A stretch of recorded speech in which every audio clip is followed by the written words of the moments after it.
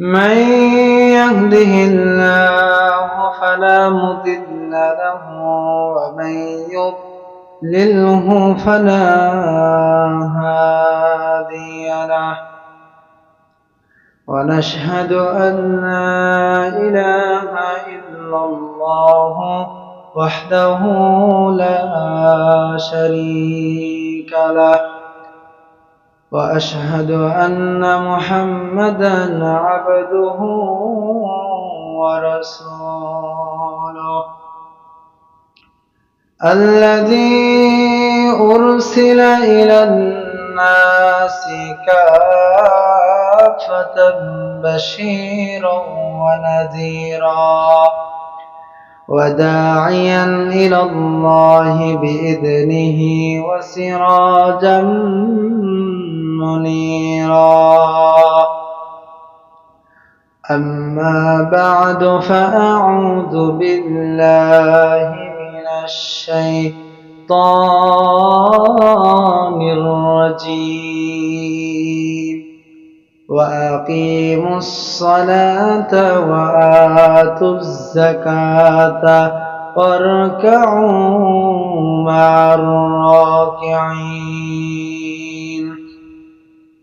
فقد قال الله تعالى في كلامه المجيد وفرقانه الحميد: إن الله وملائكته يصلون على النبي يا أيها الذين آمنوا صلوا عليه وسلموا تسليما.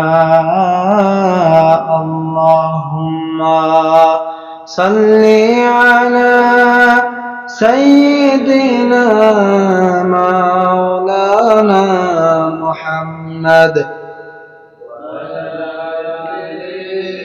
سيدنا مولانا محمد. اللهم صل على سيدنا مولانا محمد وعلى آله سيدنا مولانا محمد.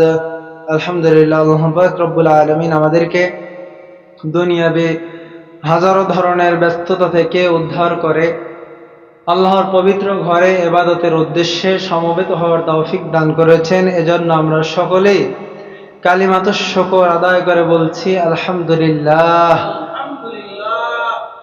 সম্মানিত প্রিয় ভাইরা, প্রত্যেকটা সপ্তাহে আমরা নির্দিষ্ট একটা বিষয় নিয়ে আলোচনা করি। তো আজকেও প্রতি সপ্তাহের মতো নির্দিষ্ট একটা বিষয় নিয়ে আলোচনা করব। আজকে আমাদের আলোচ্য বিষয় হলো সালাত। আজকে আমাদের আলোচ্য বিষয় কি? সালাত, অর্থাৎ নামাজ।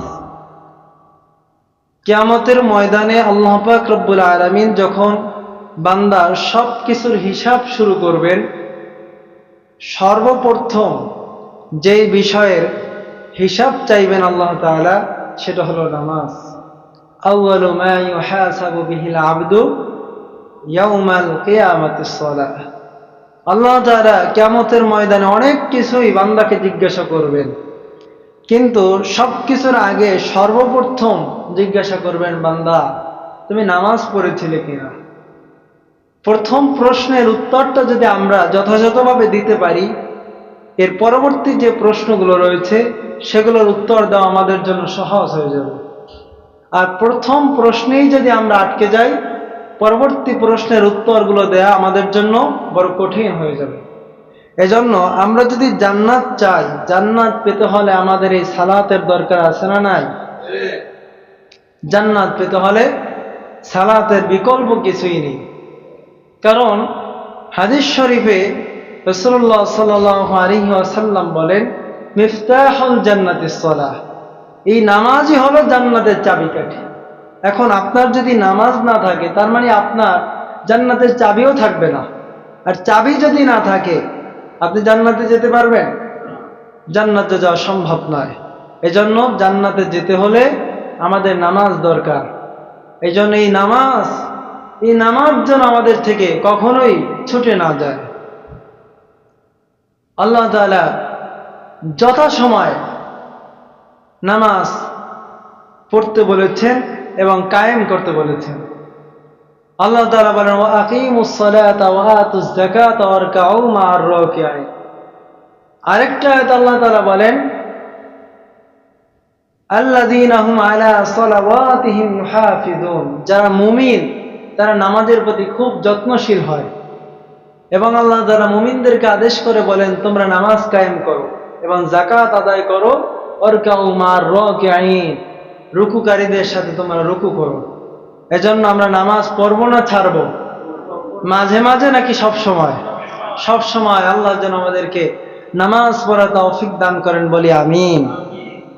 সালাত কায়েম করো, সালাত কায়েম করো, সালাত কায়েম করো, সালাত কায়েম করো, হবে সম্মানী তুমি, হবে জান্নাতি তুমি, হবে সম্মানী তুমি, হবে জান্নাতি তুমি, দিবে কাল হাসরে শীতল ছায়া আরশে আজিম, রব্বিয়াল আলা, রব্বিয়াল আজিম, বলেন না, রব্বিয়াল আলা, রব্বিয়াল আজিম। এই জন্য আমরা যদি জান্নাত পেতে চাই, এই নামাজ ছাড়া আমাদের বিকল্প কিছুই নেই।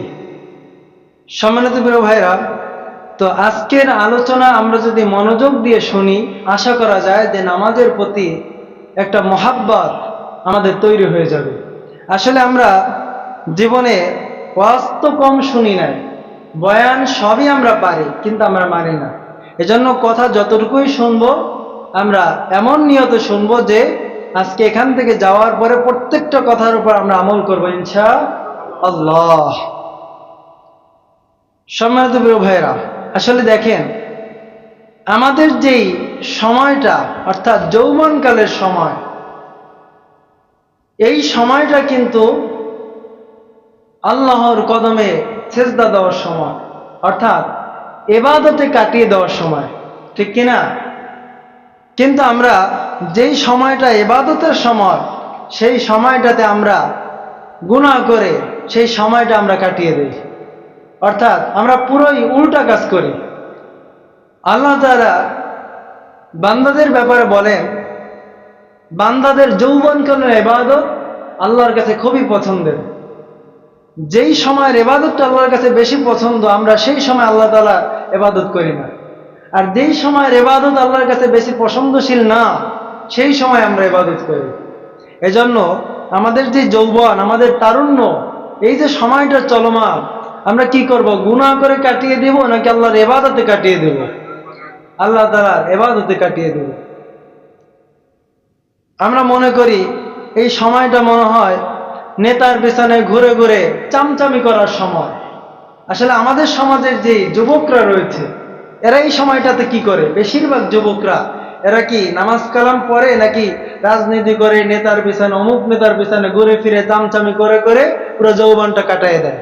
আমাদের অবস্থা তো এরকম, তাই না? কিন্তু আমাদের বুঝতে হবে, আমাদের এই রক্ত, আমাদের মাংস, আমাদের জীবন, যৌবন, তারুণ্য, এসবকে দুনিয়ার কোন নেতার পিছনে ঘুরে ঘুরে চামচামি করার জন্য দেওয়া হয় না, ঠিক কিনা বলে? আমার এই রক্ত, আমার মাংস, আমার জীবন, আমার যৌবন, তারুণ্য সব কিছুকে দেওয়া হয়েছে একমাত্র আল্লাহর জমিনে আল্লাহর রাজ কায়েম করার জন্য, ঠিক কিনা বলে? এজন্য আমাদের এই তারুণ্যকে আল্লাহর ইবাদতে কাটাবো। এর কারণ কি?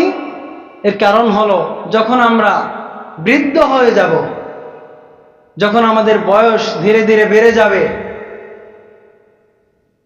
তখন মানুষের শরীরে কিন্তু অতটা শক্তি থাকে না।